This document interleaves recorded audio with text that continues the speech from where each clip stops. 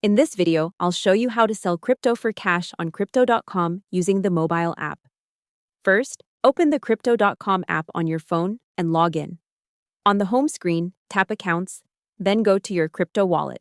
Here you'll see all the coins you're holding and their balances like BTC, ETH, or USDT.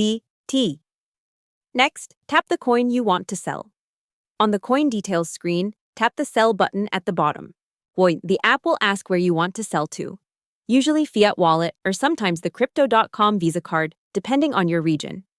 Choose Fiat Wallet if you want the value in cash balance inside the app. Select your fiat currency, for example, USD or EUR.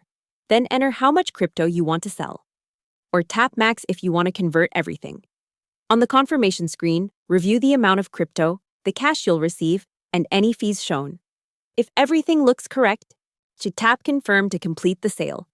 After a moment, your crypto will be deducted and the cash amount will appear in your Fiat wallet, ready to withdraw to your bank or use elsewhere in the app.